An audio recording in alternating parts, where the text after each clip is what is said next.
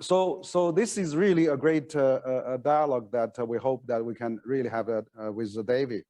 But before we get into the details, I would like to introduce our distinguished guest today.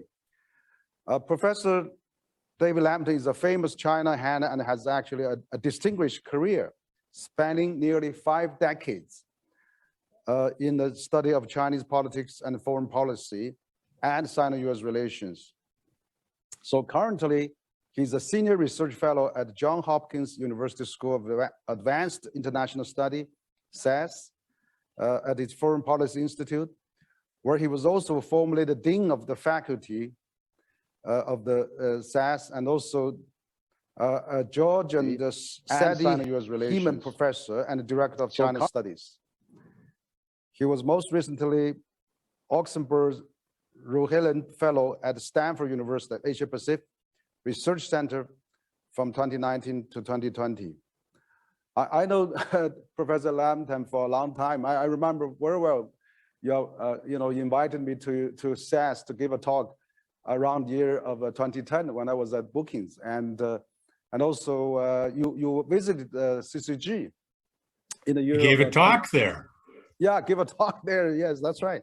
So really a great memories you had with us.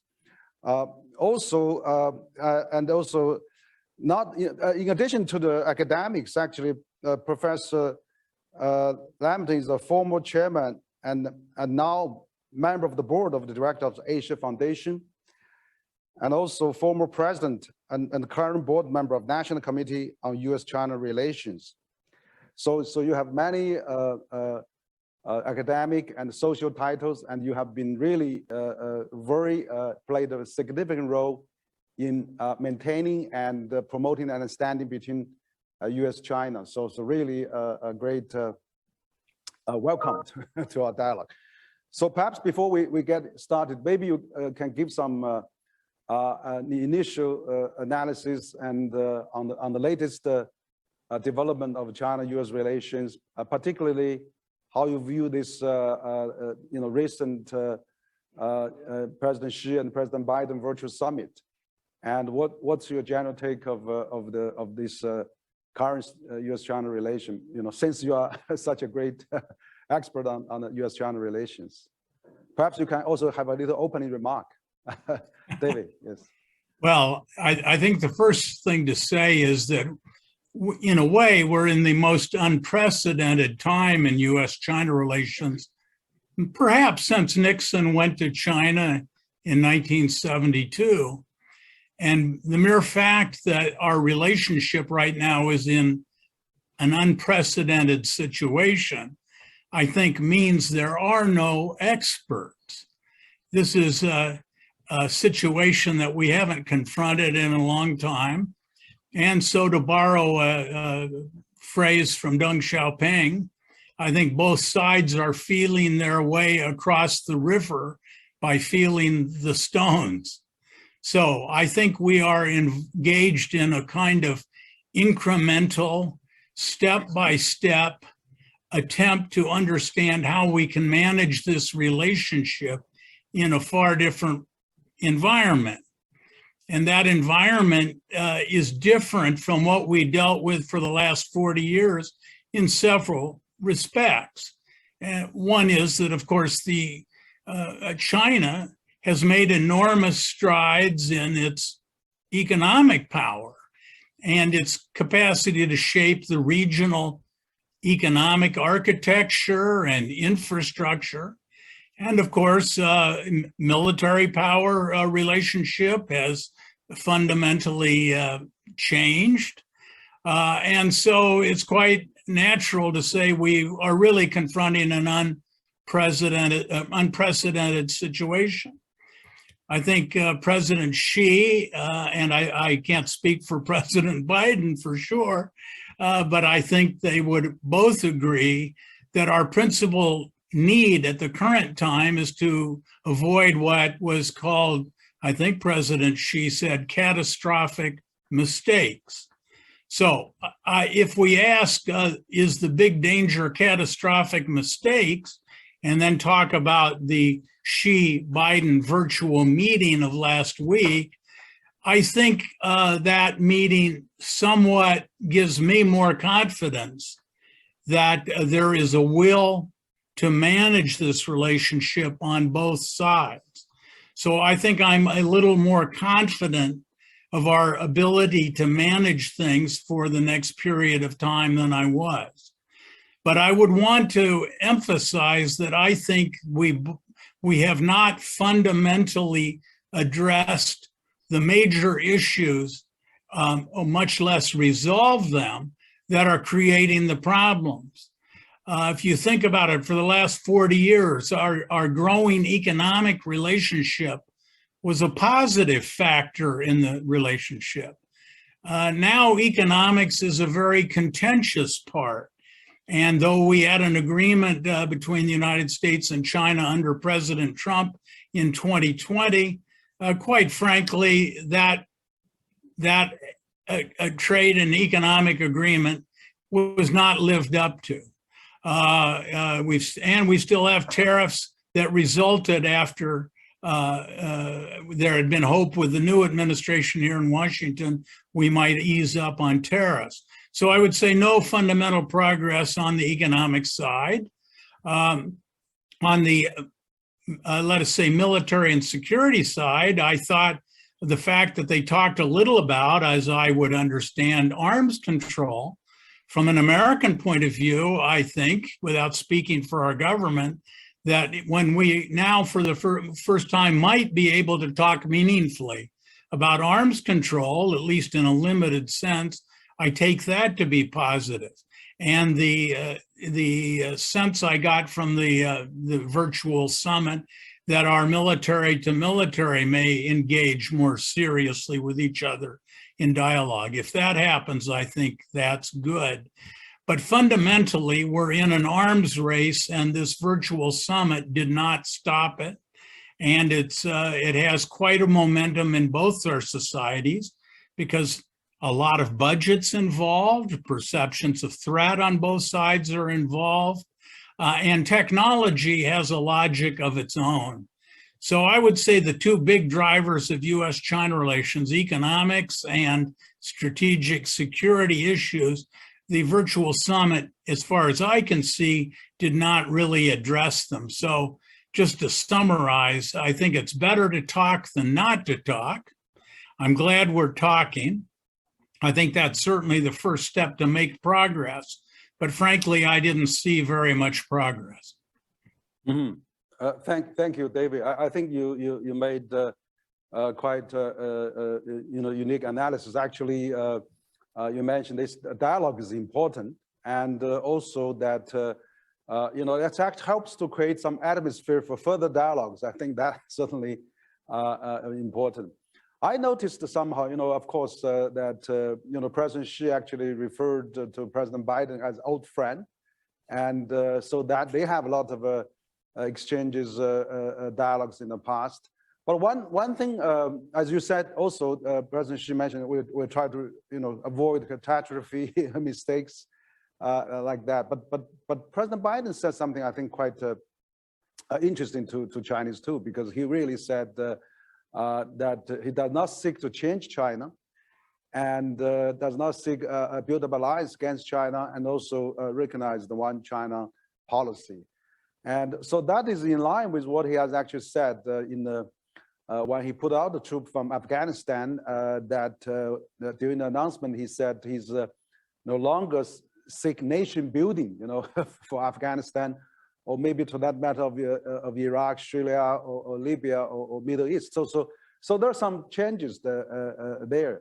So what I'm thinking is that if that, if the U.S. do not seek nation changing, or because one of the complaints we hear very often is that, oh, we have helped supported you join WTO, supported your reform, but you didn't become one of us, you didn't converge, you didn't become what more similar like us. So probably with that singling a change that U.S. now starting to recognize, China is what it is, and giving its 5,000 history and its logic development and all those aspects, perhaps, the two countries can really think about the framework, how they can peacefully live together. Like President Xi said, respect to each other, peacefully coexisting and try to be win-win, So what do you think about that?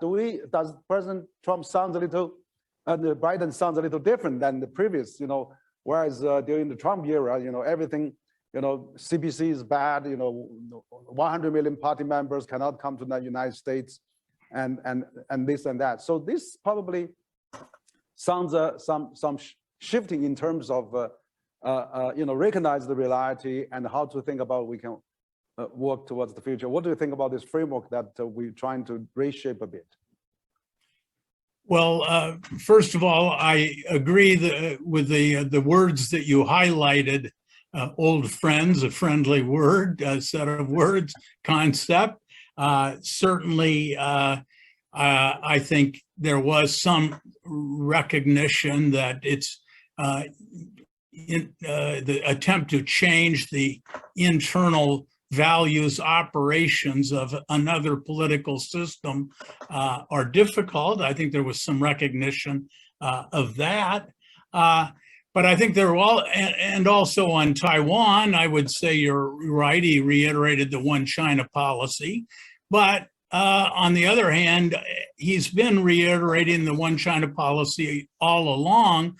At the same time, there have been some changes, you might say, in the implementation of that policy. And I don't think I heard him say that he was going to change implementation that much. Maybe I missed that. Mm-hmm. So I would say, yes, those are positive words, but I don't think they represent much change. And if you think about it, and it should be clear from what I've said, I certainly don't propose to speak for the US government or the Biden administration, but we have the Summit of Democracies coming up. That's a high priority for President Biden. And he's talked about the global situation as, in a sense, a struggle between autocracies and democracies. And usually he mentions that China is a principal concern in that regard. So I see a bit more ideological content to a Biden administration, certainly than the Obama administration that he was vice president in.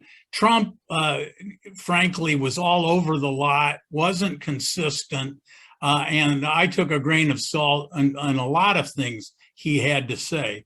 You're right that he tried to implement a policy of not permitting the 98 million members of the Communist Party to come to here. Frankly, I never understood how we would even know in many cases the status of individuals coming. So I didn't take terribly seriously a lot that President Trump had to say, but he was president and he did have levers of power, and occasionally he did do things that had a real impact. So, but long and the short of it is, I don't think any of the friendly statements I heard there fundamentally changed the relationship. I think it provided avenues to talk about the real problems. And I hope we will seize this opportunity. I think in a way it maybe, I don't want to quite say stabilized our relationship, but at least it made it less fragile, I think, and gives us a little time to operate. But the question is, what are we really going to do to change the calculations of the other side? And I did note that in the course of the virtual summit, there was talk about red lines on Taiwan. And certainly, even in the wake of the meeting between Xi and Biden virtually, tensions continue in the Taiwan Straits.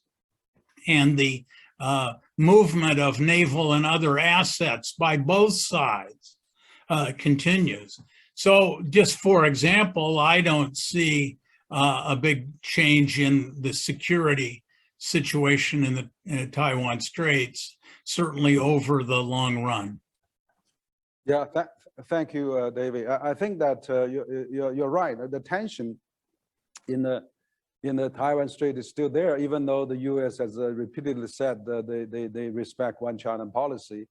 But recent years, we see, even Trump sent his undersecretary to Taiwan, and we see several plane loads of congressmen visit Taiwan recent months, and President, the Taiwan authority leader said there was U.S. personnel, military personnel based in Taiwan. So all those, things that, and on top of that, we see a parade of warships, navies, sails through the Taiwan Strait as well. So I think China has to respond, has to, react. But basically, I really think that, that probably we should really come back to the three communique and really come back to the this one China policy or principle, whatever, that has been agreed upon, and not going to irritate the status quo. So I think if that is done, maybe we could have a, as you said, we can stabilize, maybe at least stop the downwards, spiral on the bilateral relations. But right. Also, I think you are right. Even though President Biden, he was said at the UN's General Assembly, say, okay, we are not seeking to build up two camps. We don't want to ask people to take sides and things like that.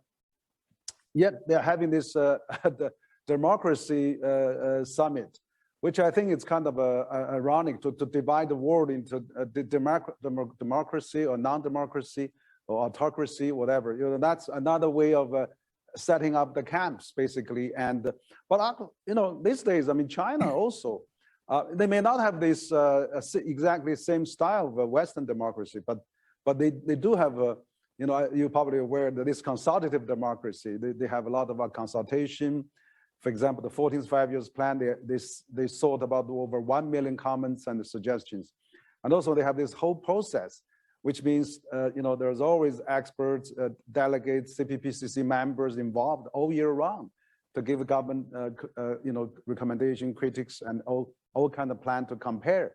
So that's probably, that's why I was thinking that President Biden side not going to change in China is maybe give some credit to this system, because if China is everything is a bad decision, how can China, leave 800 million people out of poverty or really build the, best probably infrastructure in the world? I mean, the KPI doesn't really substantiate that. So this kind of two camps on democracy or non-democracy, really, it's another way U.S. is still trying to do things like that, which I think a lot of Chinese people are really confused. So I think maybe you can, yeah. The way I would frame the problem is that I think you used the phrase, will President Biden give credit for consultative democracy? And I think the short answer to that question in terms of what I would anticipate him to do would be no, he's not going to do that. And then you would ask yourself, well, why?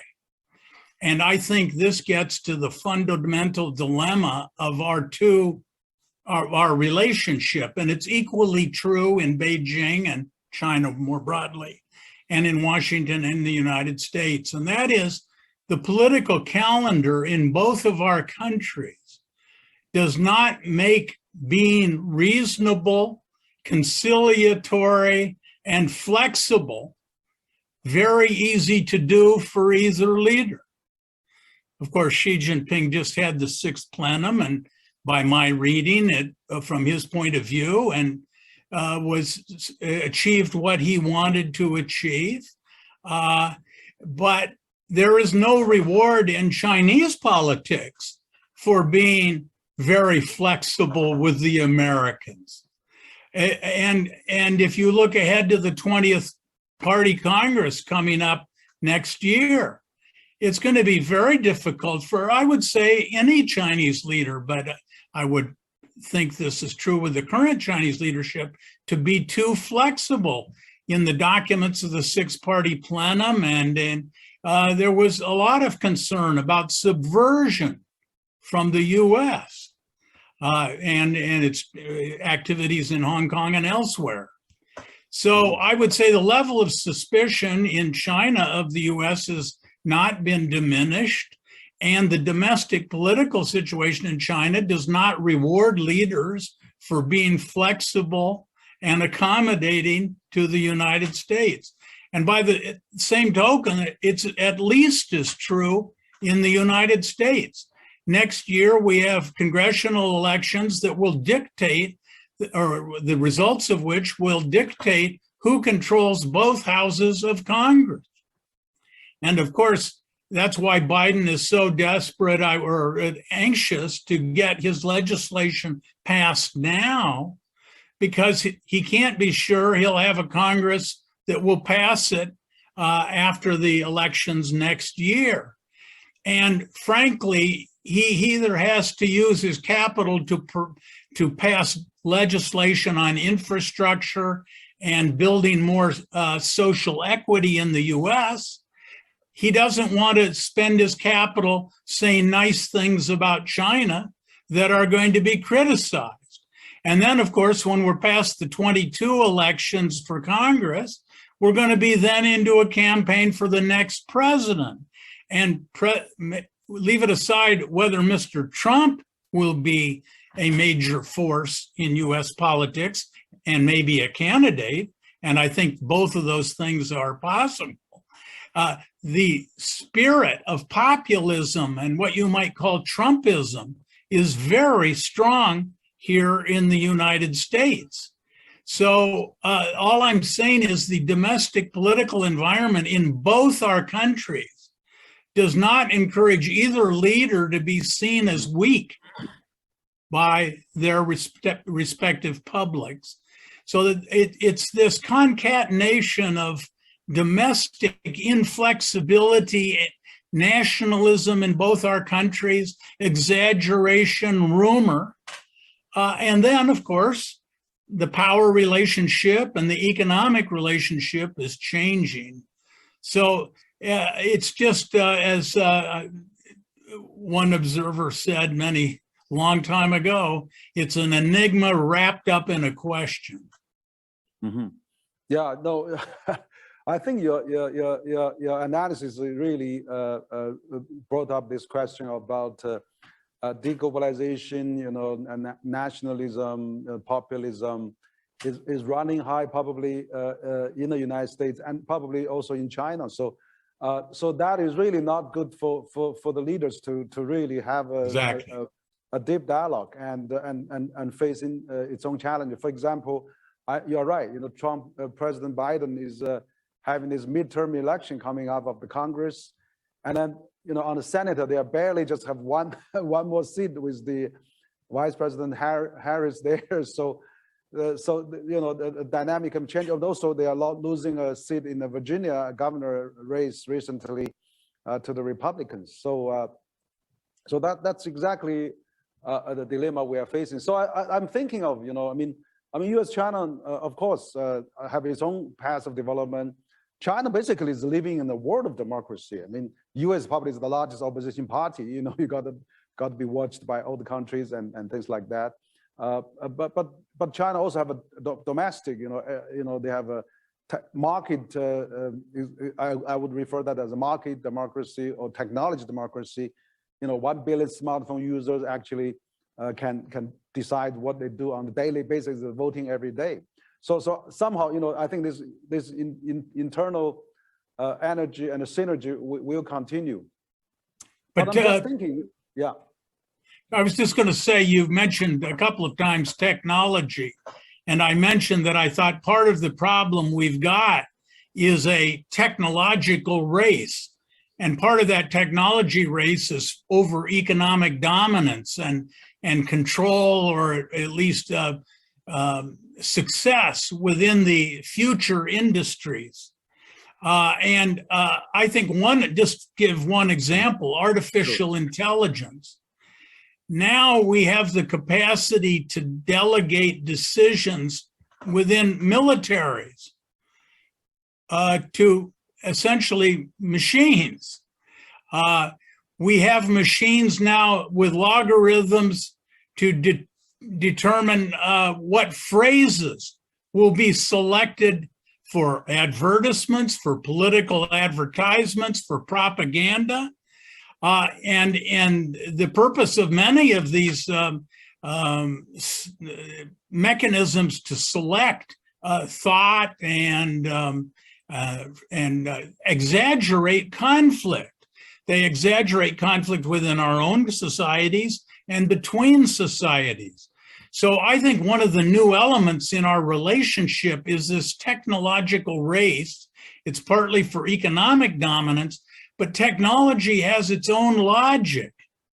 And part of that logic seems to be to increase conflict. And also the delegation of military decisions to machines, I think, is a very dangerous trend that we have to be mindful of. So I think one of the new aspects here is technology. And how are we going to, as two countries, come together to cooperate to make sure that, so to speak, it's man running the machines and not the machines running man? Yeah, right. Absolutely. I think, that really, as I recall, it's really start from probably President Trump that he's really, starting to really decouple and banning the use of companies like Huawei or ZTE, and then we see a host of companies being put on the list during the Trump administration. That kind of a decoupling in technology actually already happened somehow. And also that forced China to develop on its own now. So it's really not healthy. I think we use the technology to conquer, the universe and then everything, but not really into a arms race or military competition. Well, so that's not really great. I'm not sure most Americans would agree with that, but the way I would put it is that because there is this decoupling going on, and in China, just like in the sense of the US, there's talk of self-reliance, because when you have security problems with a country, you'll want to depend on them for strategic items, whether it's food or machinery, high-tech machinery, or whatever. So that, but I think the United States sees China as increasing the state enterprise sector, because that's where some of your most advanced, but not all your most advanced firms are. And so I think the American storyline is China's increasing state control of key aspects of the economy, particularly in the security area. And therefore, the United States uses that as a justification to clamp down on exports of certain goods to China. It's working with Taiwan for a big investment in computer chips in the American Southwest. In other words, we're each responding by creating our own independent economic and technological subsystems. And when one side does it, the other side reacts. And so in a way, I don't find it very productive to say who started this. What I find it productive to say is we now are in a problem. So what are we jointly going to do to solve the problem? Yes. Yeah, no, I think, David, you're right that, we do have a huge problem. I would probably interpret that somehow to the mistrust, and of course also to a misunderstanding to some extent. For example, in China, that SOE, China has always been a highly centralized country, thousands of year history, big irrigation project, across the geographically big country. So SOE or big gigantic project is always tackled by the state. And that really helps the, lift the 800 million people out of poverty, or having this big infrastructure project across the country, Three Gorges dams, or Hong Kong, Guangzhou, Macau, ocean bridges, those projects. So SOE play a unique role in China, but somehow is not really understood well outside China. But also, for example, you know, the rural area. I mean, the Wi-Fi rate by the China Telecom and China Unicom has to be low so that they can really help in the villagers. Yeah. So there's a lot of understanding. I think we haven't really got that. Well, I think you're right in terms of China's history, in terms of its rice culture. You've always needed to have big water projects that had to be almost initiated by government or very large government entities. You have a different history, a different geography you have to deal with, a much bigger population. But in the same token that I think we should better, or at least Americans should better understand China's particular circumstances, I think China needs to recognize our particular circumstances. And our particular circumstances are small and medium business is the backbone of the American economy. And even our biggest corporations, for the most part, have little or no direct ownership by our government. And so when in our politics, the private sector or small business looks at China and they say, how can we compete with state-financed corporations that have centralized or more centralized decision-making? So while it's understandable where China's economic and organization came from and why you do it, on the other hand, it's just precisely the kind of economic management and philosophy that scares a private sector, small and medium business-sized country. So we're not going to solve this problem. But I think for the last 40 years in the process of trying to get into WTO, and I hope we, along with China in its application to the TPP, the new version of TPP, I hope maybe we can move towards both trying to join that and once again try to develop common, at least more common, economic practices that will reduce the tension. So my basic feeling is the last few years where we didn't join AIIB or we didn't join TPP or you set up RCEP, we're growing apart. And it seems to me we have to get back in trying to grow a little more together. And we've got to take account of your needs for centralization and scale, but you need to take into account our demand by our private sector. Yeah. Mm-hmm. No, I think you're right. You know, we all have special circumstances. Of course, China has its characteristic, and U.S. has its characteristic. How we can really, minimize that gap and understand each other better. I think that a mechanism like a WTO, where I think multilateralism still really is the answer for that. I'm glad that you mentioned about RCEP and the CPTPP, and China joined one of them and trying to join the other one, and that all actually very, very important mechanism for minimize the differences and enhance understanding, because CPTPP is largely designed by the U.S. and China is willing to join that. Ministry of Commerce has put the CPP agreement on the MOFCOM website. Here's the target to shoot for. Let's do it. So that's probably is the way to find much common ground and talk to each other, and that's through those multilateral arrangements. Of course, I agree with that, but it's not going to be easy. That CPTPP has relatively high standards, market style standards. And so it will take work for China to comply. And frankly, in the United States, there are forces in the Democratic Party, not to mention the Republican Party, that don't like international economic regimes that they think constrains the United States too much. So the point is, I think that's the desirable way to go.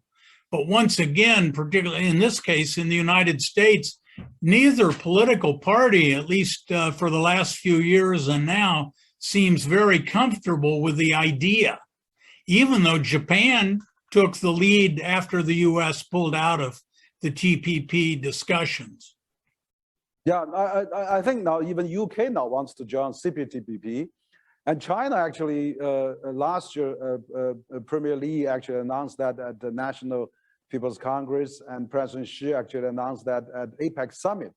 China is very interested to join that. And also Minister Wang Wentao of MOFCOM actually officially applied that just 2 months ago through New Zealand, where the document is deposited. What I think now is that actually, if you talk about 10 years ago, when CPTPP just started, it was, maybe they think, China still follow up on the WTO, and the TPP is high standard. It's maybe not compatible to what China has been doing. But now, after 8-9 years later, China is actually catching up. For example, TPP is concerned about IPR. I mean, IPR, China has the largest patent applicants in the world now, and also TPP has a high environmental standard. And China, President Xi's Green Mountain, Blue Water is the Gold Mountain, and Gold Water is already deeply embedded into Chinese concept. And also you have these labor rights that has to be respected. Now China calls for common prosperity, exactly trying to raise the labor of the migrant workers in the cities. And also digital economy. Digital economy, China is now one of the largest digital economy. Digital economy already counts about 38 of China's GDP now. And of course, you mentioned about SOE, which is, I think, big worry overseas. But, why can't we really follow some competitive neutrality? Maybe in China, SOE is more needed, but when they perform outside, they could do a follow-up competitive neutrality, which is internationally recognized. So there could be ways to talk. If Vietnam I agree with most of what you've said. I think an American would respond, or at least many Americans would respond, that they're reluctant to make new agreements with China on the economics when we didn't get satisfaction on the phase 1 trade deal.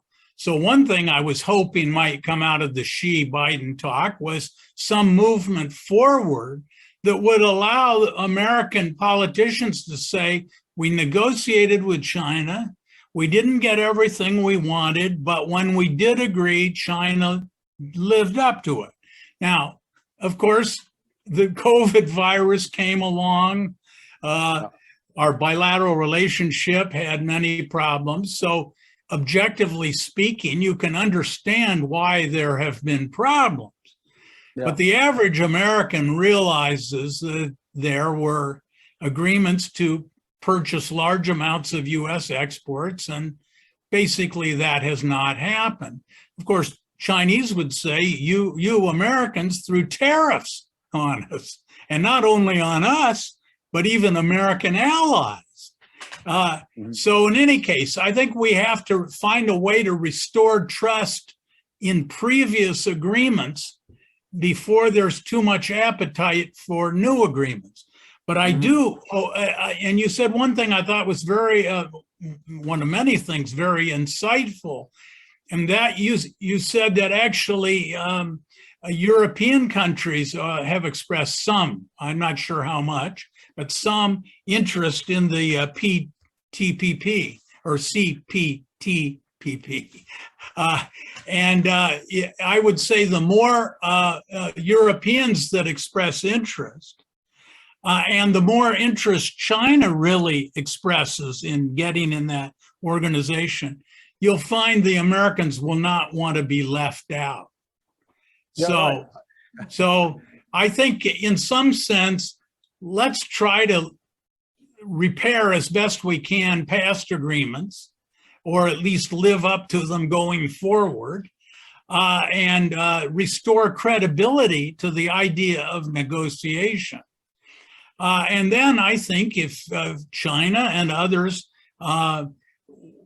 move towards multilateralism, the CPTPP, you'll find the Americans will get more interested. That's my prediction.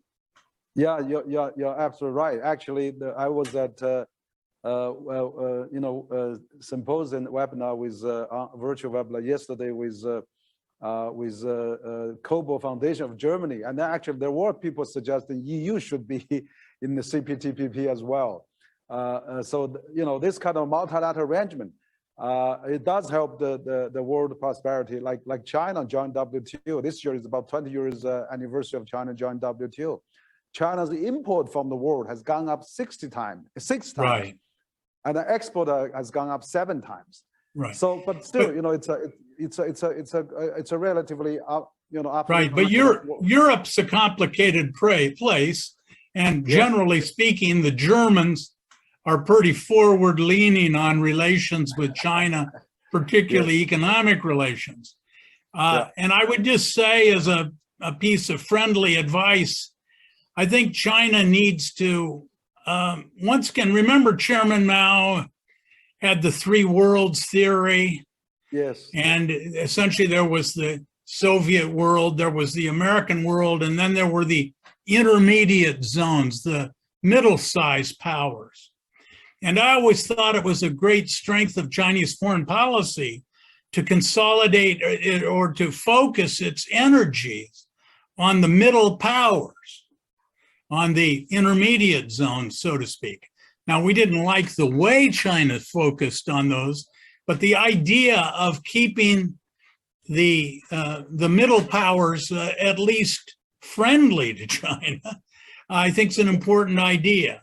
And frankly, it seems to me China's relations with several very important middle powers could use some repair. Yeah, that's a good suggestion. I think that because I think with the trade war, tariff war launched by Trump administration, that actually impacted many things. But also now Blinken and Biden comes up, they are seeking alliance of a kind of AUKUS or Quad, all coming up against China somehow. So I think you're right. I mean, we need to, unite, or maybe have friendly relation with as many countries as possible. I mean, that certainly is the way I think China should go. Absolutely. Now I'd like to talk something different. It's very interesting that I noticed that actually last time you come to CCG, I remember you were doing some exploratory, investigative, research and academic studies. We actually had the 2 professors talk to you. Now your book is coming out already. So you had the book of this River of Iron, Railroads and the Chinese Power in the Southeast Asia. You co-author with Selina Ho and Cheng-Chwee Kuik. So maybe, give us a bit of I know you are very, productive, had many books before, but this book particularly, the most recent book, give a bit of a highlight and what it's about. Well, I think the first thing to say is the book is about how China itself built a high-speed rail industry. And to make a very complicated story short, in about the year 2000, China didn't have a high-speed rail industry or a high-speed rail system. So the first part of the book describes how did China build the technology and the infrastructure for a high-speed rail system, and it's quite a story. This is, if I was a Chinese trying to make the best case, I would say this is an example of how industrial policy and planning can work. Because you moved very rapidly to develop the technology and then lay down the infrastructure. I would think outside of a wartime circumstance, no major country besides China could do something so big so fast. Now, of course, when you do things big and fast, mistakes happen. So that happened in China. But basically, you developed very rapidly a what you might call technology forcing industry. In the United States, Boeing Aircraft not only built airplanes, it developed metallurgy, instrumentation, navigation, all of the things that surround these systems. So in building your high-speed rail system, you built a driver for many other parts, high-tech parts of your economy. So part of the first part of the story is how you built this industry. Now, once you had it, and particularly once you built your own system, you then had an industry that was an export industry, like Boeing is for the United States or Airbus for Europe. And so the second part of the story is how China tried to, and is trying, and as we were discussing before the show, soon in, I believe this next month, your rail line from Kunming to Vientiane, the capital of Laos, will open up. So the first part of this export system to Southeast Asia will open up soon. The second part of the book, therefore, is about how China is negotiating with 7 Southeast Asian countries on the continent, not to include Indonesia, how you're negotiating to build a system that will connect possibly the 7 Southeast Asian countries on the continent to the south of China and hook into the domestic system of China. Now, in describing how you're doing this, I want to make I think it's a very important point that we make in the book.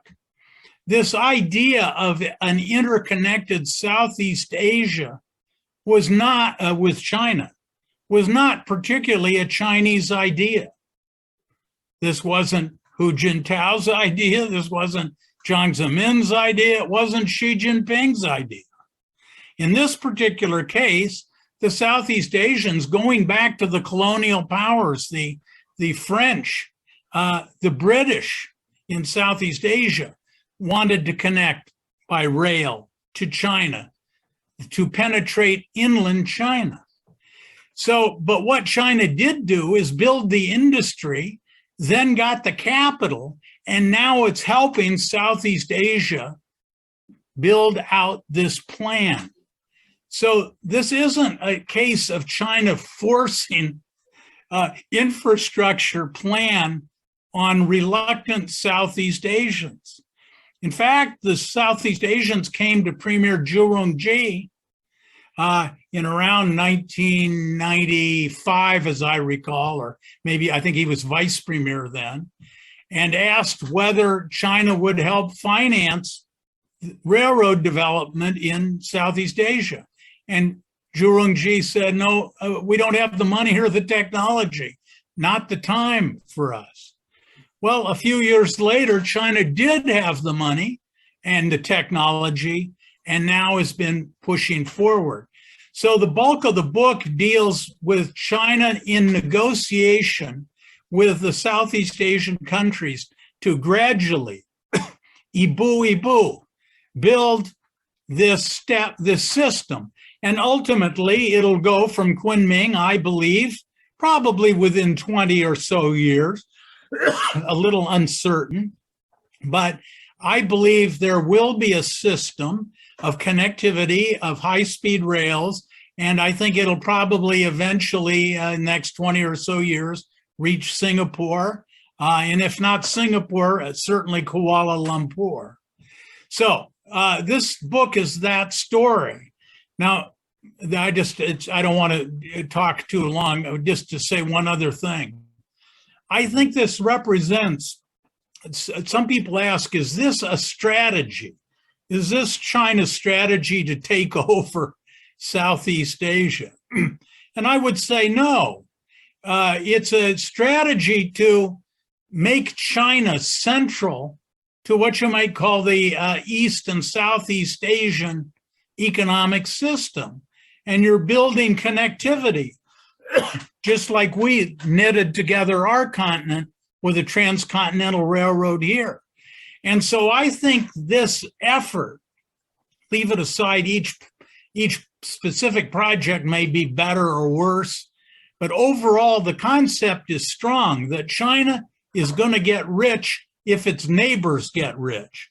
And if our neighbors are going to get rich, they need to be connected to us, to China, and they need to be connected to each other. And so I think this is building the infrastructure for economic modernization and integration in Asia. And this isn't a plot by China to take over the world or that region. It's a intelligent effort to create economic interactions that will be beneficial to everyone. Now, of course, there's going to be corruption and all of the things that go along with such a vast vision. But I think the United States, about a year or two in 2018, began to wake up to the power of this vision.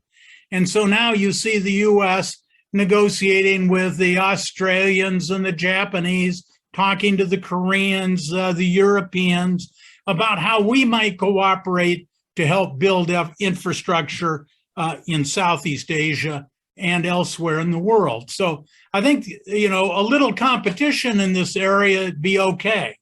But the basic pattern is that the United States is waking up to the need for infrastructure in much of the world, not to mention ourselves.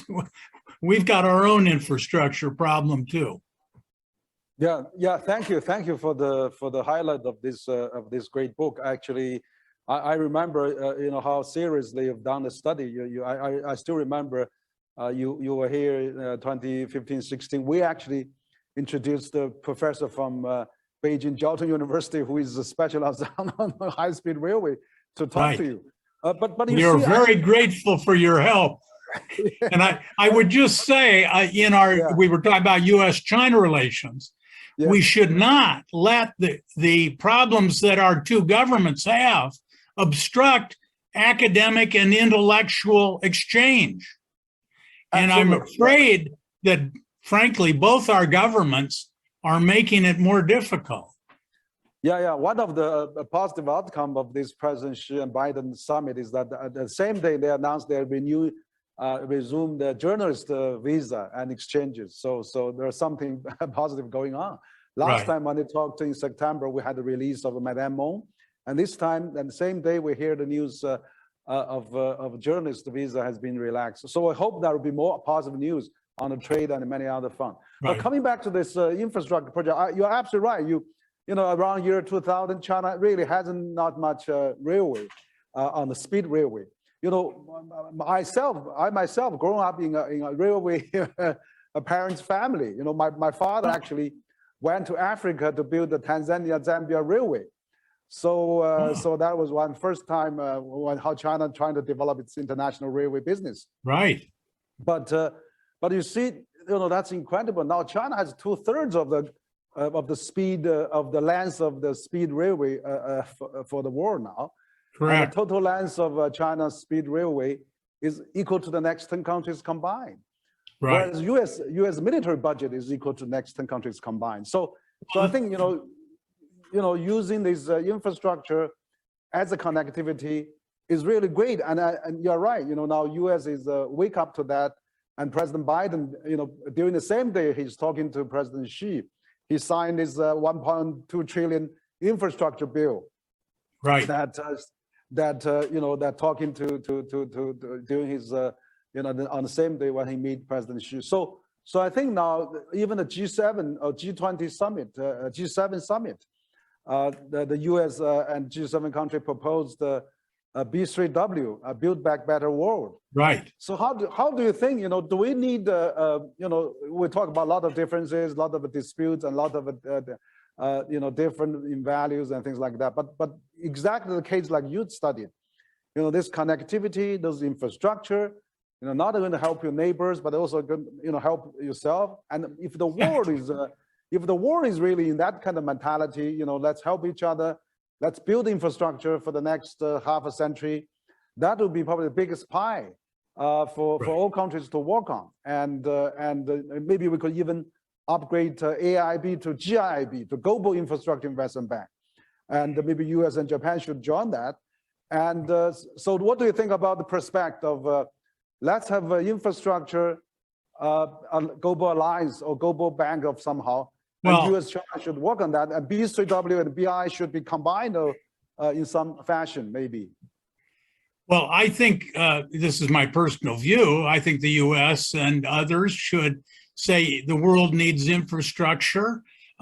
In many cases, we, the United States, or we, the Germans, or French, Italians, Canadians, have certain talents, and we should work together to build infrastructure. Now, I think in the case of Southeast Asia, it's close to China. China's the biggest trading partner for almost all Southeast Asian countries now. So I think it's natural that China will have a leading role in that set of infrastructure. But if we were talking about the Americas and knitting together even more Canada, US, and Mexico, I presume the United States would play a bigger role because it's closer to home. And of course, the Europeans will play a bigger role in the further integration of Europe. So my point is that I think China, the United States, the Europeans have, well, you might say, their backyards or their economic natural communities. And therefore, you'll see more activity by China in Asia, more perhaps by the US in our own country initially, and then in our region, and the same in Europe. But I think also this gets back to the point I made. China, with the big role of its SOEs, particularly in this industry. I mean, frankly, Beijing can tell the railroad corporation what you want to happen, and they can finance it. In the US, the government can't tell the companies what to do. So it has to be attractive to them. So in the US, for instance, maybe we provide investment insurance. Maybe we provide certain benefits to encourage companies. But in the end, this difference between a publicly oriented economy versus a more centralized economy, I think it means that the US will probably not play as big a role as China in building infrastructure all over the world. That would just be my guess. But I think the US should try, and I think we ought to work with our friends. And in that sense, I mean China too, if the opportunity. But we certainly can work with the Koreans, South Koreans. We can work with the Canadians that are quite advanced in this area. The French, Italians, they all have something to contribute. So my guess is the US will be somewhat less involved in terms of the amount of money. It'll be more private oriented than a Chinese approach would be, but that on balance, we're going to do more of this in more places in the world. Because frankly, the same way China benefits from this integration and connectivity, if the US is going to achieve economies of scale, we need to benefit from closer connection to bigger markets. And so I think we're going in the same connectivity direction. And I don't think globalization is dead. You're not going to have to take the word globalization out of your center's name. It's a reality. So, and I think the US is getting into the game. Yeah, thank you for praise. I mean, globalization, of course, is not dead, and I'm sure the center will have globalization for a long time to come. What I say actually, I can see this infrastructure as the biggest common denominator for the whole world. I mean, for developed countries, and for countries like African, Latin American, Central Asia, ASEAN, and everywhere. So even in the United States and in Europe. So actually, according to the G20, there's a center, GIH. Actually, they have actually issued a global infrastructure prospect report, basically saying from 2016 to 2040, the global infrastructure investment needs will increase to 94 trillion US dollars. And every year will be 3.7 trillion US dollars. So it's so much in big demand actually. And also the World Bank actually has actually issued a one by one road economics, basically a report, and saying that one by one road construction will let the Belt and Road along the route countries increase their income from 1.2 to 3.4%, and global actual income will increase from 0.7 to 2.9%. So there will be common prosperity, not just for China but for the whole world. So what do you think about this BRI? I mean, China is doing railway in the Southeast Asia country. It's kind of a maritime Silk Road, if you're using the Chinese term. They are trying to help building this connectivity. But the BRI, I mean, this is a scheme that China has been launching for 8 years now. Just 2 years ago, central government had a big meeting. Yeah. So what do you think of the perspective of BRI and how we can really work together? I mean, China doesn't want to work it by itself. It's the principle of that is jointly consulted, jointly build, and jointly benefit. So what's your take on this BRI stuff? Of course, I would defer to you in particular and Chinese people in general, but it's my impression that BRI itself is evolving over time. That as China gets involved in more places around the world, more different kinds of infrastructure, some places China's operating are not very politically stable, others are much more secure.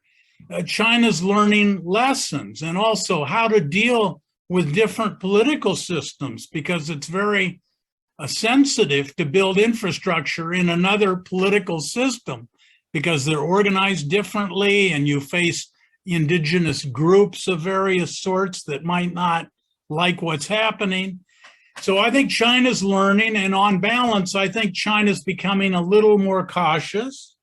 And as China's growth slows, which I think generally speaking over time it will, China will, and other needs for China domestically are big. So looking at the discussion in China, I think Chinese are themselves asking, how much of our national talent and resource and technology should we devote to outside of China versus inside of China? And even inside of China, how much to domestic needs versus military needs? So what I try to tell Western observers, at least as my understanding, is China debates about all these issues, and you're feeling your way towards sounder policy and not becoming overly committed financially. And it's always been my understanding that one reason China wanted the Asia Infrastructure Investment Bank was to have others besides China finance a lot of this infrastructure. And frankly, I thought that was a pretty good idea. And I think the United States made, I will say, strategic error under the Obama administration not to join this. And in fact, when China drew up the charter for the Asia Infrastructure Investment Bank, it was an American lawyer that helped the Chinese do it, right? So all I would say is, yes, I think China will become more involved over time, but it will be, I think, increasingly careful. It will want to spread the risk to other countries beyond itself, and that we'll see China more constrained by competing demands for budget. So yes, it's going to go on. Yes, I think it will be, is and will continue to be very important, but it's still only going to be a small part of what the world needs. Yeah, so that's why we are thinking, if this B3W and BRI can somehow work together, find a mechanism. I mean, B3W, as you said, China maybe already have investment, have some technology, infrastructure, capacity, and then B3W may be more on the legal and the other aspect, local condition may be more familiar because U.S. and Western multinationals are really interested in BRI and wants to work together, and also that. We have, of course, this AIB, as you said, it's Asian Infrastructure Investment Bank. Can we really set up a Belt and Road International Bank Alliance, like we should be led by, World Bank, AIB, ADB, FDB, Latin American development banks? Let's all the development banks work together for the infrastructure revolution and transformation for the next half century, so that we have a big pie to work on. And we don't have to do a lot of geopolitical competition. These are the things I'd like to be talking about.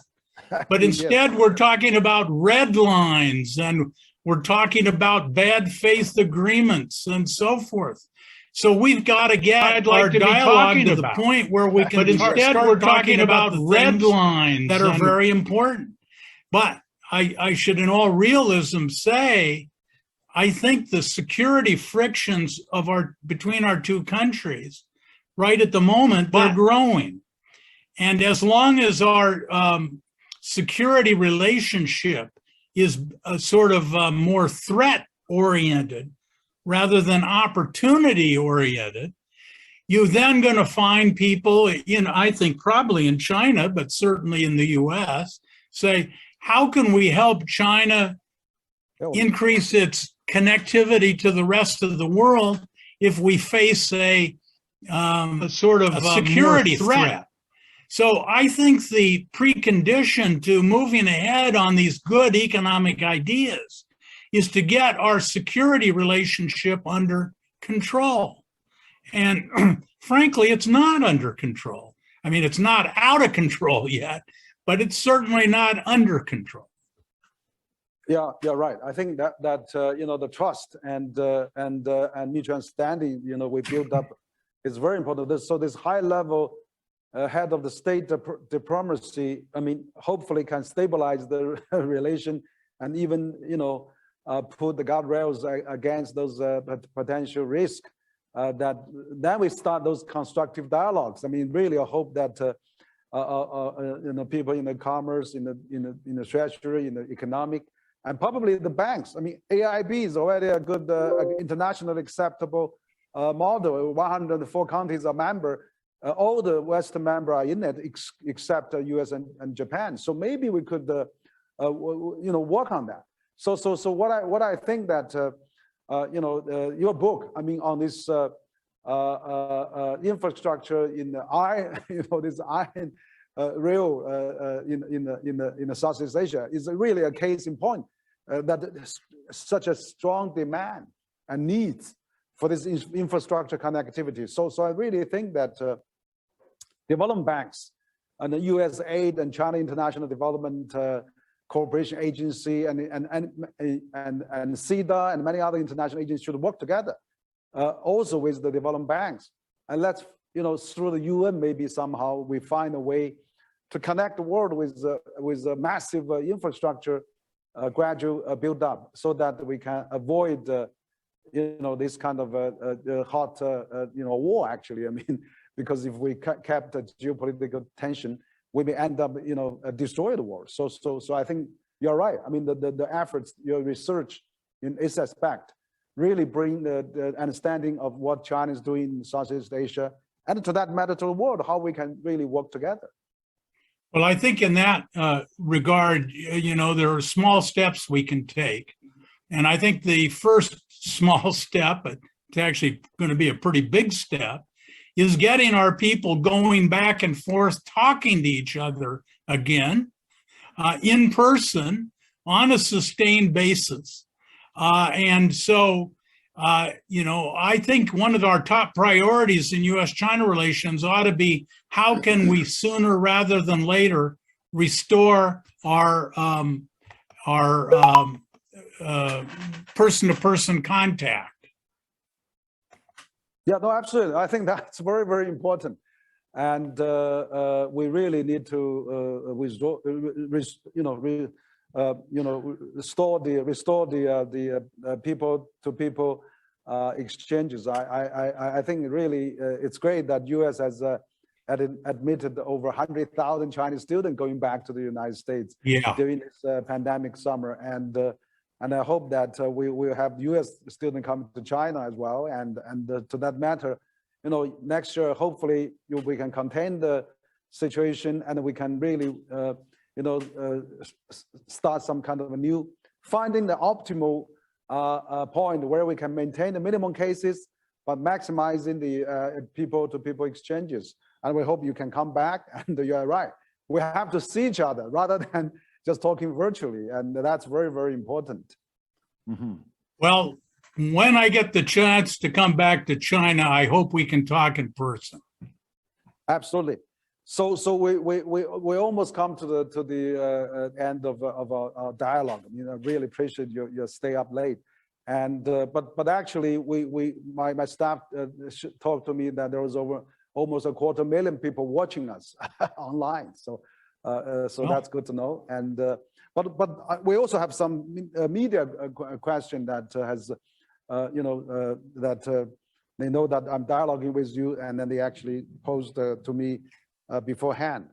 So there's one question from China Daily. So what's your take on the BRI's contribution to the world, and how we can really work to that direction? So that's one question. And another question from Guan Cha, a medium based in Shanghai. So among the Trans-Asian Railway network outside China, the China-Laos Railway is to be very first to open. What do you think, this will bring demonstrating effect? So you probably covered some of that already. And then another question is that this year marks the 30th anniversary of establishment of China-ASEAN dialogue relation. Actually, yesterday, President Xi and ASEAN leaders just had a summit on that. And RCEP will come into effect on January 1st next year. So it will be cover 1/3 of global economy, and 90% of the goods. We achieved a zero tariff for that agreement. So on the other hand, the trade war is still going on, and with US and China and the tariff. So what do you think of the possibility of the tariff coming down between China and the US? And so this is basically what we have question. Actually, they also mentioned about China and ASEAN formally announced the establishment of a comprehensive strategic partnership between China and ASEAN. So, but also US is trying to do this Indo-Pacific. And so what do you think of this economic ties that is really a great direction to work for, rather than we are trying to form AUKUS or those quad security type of alliance? So it's a host of questions. Maybe you can give some answers. Quite a few questions there, but let me just try to briefly address maybe three of them. One is that, as we mentioned, the Laos Vientiane to Kunming line should open up in December. And I think the question was, well, what kinds of effects will this have in Laos? And I would say in the region more broadly.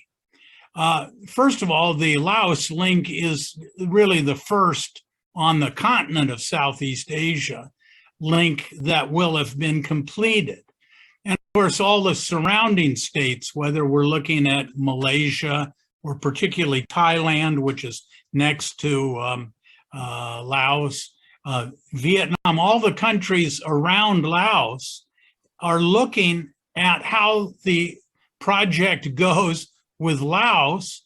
And once it's completed, then I think that creates more incentives for others in Southeast Asia to join. So I would say the success of the Laos situation is very important, and all of the states will be looking at that results of that project asking themselves now, does this make it more, does it make it preferable for us to join the system later or sooner or later?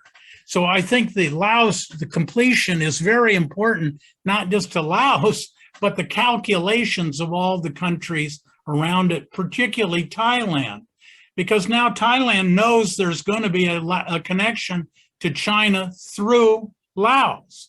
And Thailand, they want to run the railroad from the Thai border with Laos at Nong Khai down to Bangkok.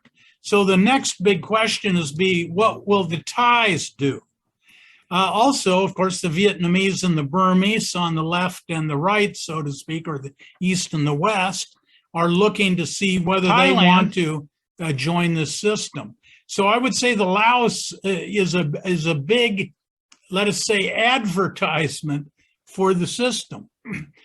Also, with respect to Laos, I think it's very important on a theoretical level. You might ask, where did the title for our book come from? Rivers of Iron. Well, actually, that was a phrase that was used in an interview by a Laotian planner who said, you know, the great countries of Europe and indeed China and many other countries developed their cities and their commerce by rivers. Now, it's true Laos sits next to the Mekong, but much of the Mekong not very navigable. So he said, we don't really have access to the sea. We're the only Southeast Asian country, no access to the sea. So he said, we need to build our iron rivers. We need to make up through infrastructure what nature did not provide us in terms of rivers and easy transportation. So I think the completion of the Laos, it's very important. It's much bigger a fact than the about 7 million people who live in Laos. Frankly, economically, Laos and the train will probably, I would guess, lose money. But in terms of its effects on the decisions of others and facilitating the development of this network over time, I think is very important. Now, one of your questioners asked about RCEP. All I would say is I'm not an expert on free trade areas, but I would note that the United States is really not, the member isn't pursuing free trade agreements very actively with anybody in Asia. And I think, I've always thought that free trade, or at least freer trade, is on balance if there are fair rules. Through comparative advantage, everybody's better off. So I'm very, I would say almost alarmed that the United States is allowing everybody else to build the free trade structure, and yet, you know, we seem to not be pursuing free trade agreements very rigorously.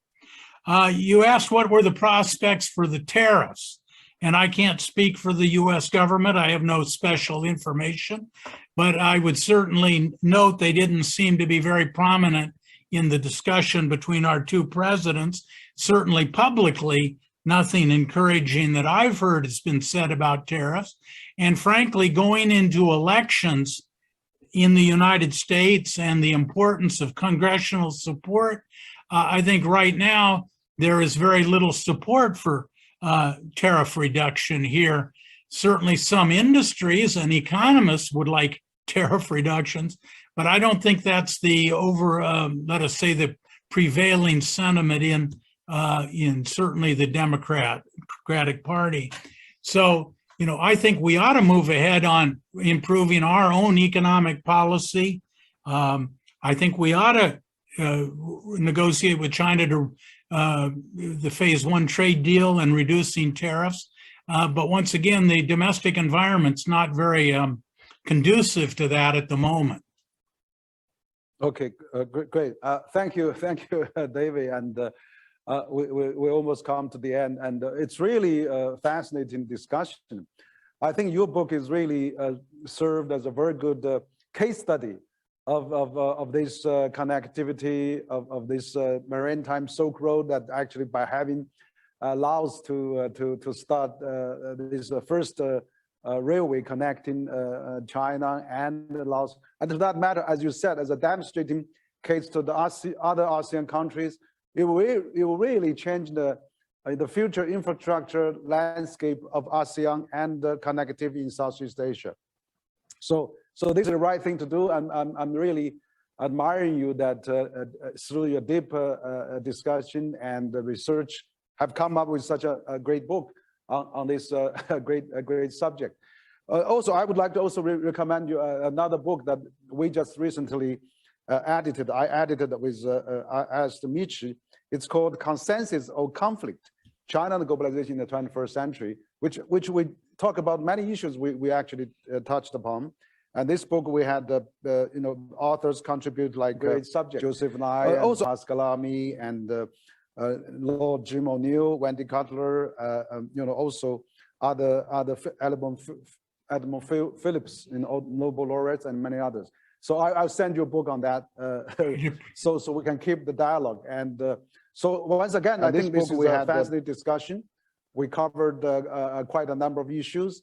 Talk about China-U.S. bilateral relation, the recent President Xi and President Biden summit. Particularly, we talk about your new book about this connectivity, the first project, River of the Eye, I mean, in Laos, and actually that is extended to ASEAN countries. And also to that matter, how we can, BRI and B3W and China and AIB, World Bank, everybody, how we can work together. And that is the dialogue discussion that we need, rather than we are talking all those geopolitical military alliance. So thank you so much, and appreciate your time and late in the evenings. And we hope to see you again when you come to China. Well, thank you, and happy holidays. Thank you. Okay, thank you very much, David. We'll see you again. Okay. Thank you. Bye-bye. Also, thank to our audience. Thank you very much. Yeah. Bye-bye. Bye-bye. Bye-bye.